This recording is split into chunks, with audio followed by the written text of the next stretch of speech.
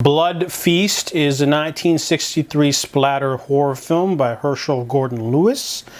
This one, I watched it only because it's an hour long, and I was really tired one night, and I had to watch it off Canopy because it was leaving, and I was like, oh, let's just do it. I didn't like this movie at all. It has a cult following, I don't know why, but it's a really low budget film. It was like 47 grand. It's about a man, an Egyptian man who wants to kill women, take their body parts so he can resurrect an Egyptian goddess named Ishtar.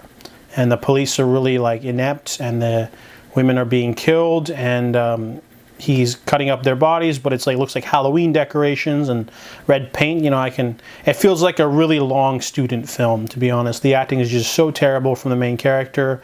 Everyone else is just sort of there. They have these numerous amount of police station sequences that are really boring, and there's not much plot. There's a creep factor with the whole, him deranged trying to, bring back the goddess through pain and suffering, but it doesn't really go anywhere because the climax is literally like, what happened to the guy? And he's like, oh, he's running away. And they just cut to him running across a field. Yeah, it feels really low effort. The movie made lots of money, though, and made a sequel like 40 years later. I'm not going to watch the sequel. I didn't like this movie at all. So I give Blood Feast a 2 out of 10. Dementia 13 is Francis Ford Coppola's first movie. It's short. It's only like an hour and 15 minutes.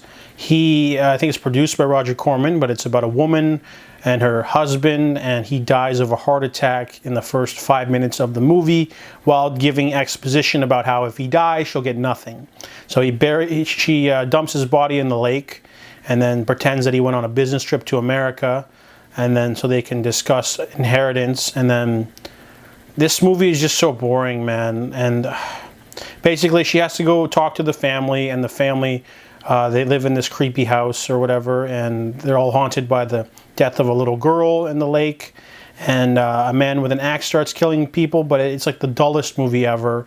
Francis Ford Coppola would obviously do amazing films later, like The Godfather, Godfather Part 2, and I liked The Rainmaker as well. But this movie is just, all over the place. It's, how could you have a man with an axe killing people be boring? And there's a lot of characters and talking, and there's not much going on. And I only watched it because Francis Ford Coppola directed it, and it's not that great. So I give it a 2 out of 10.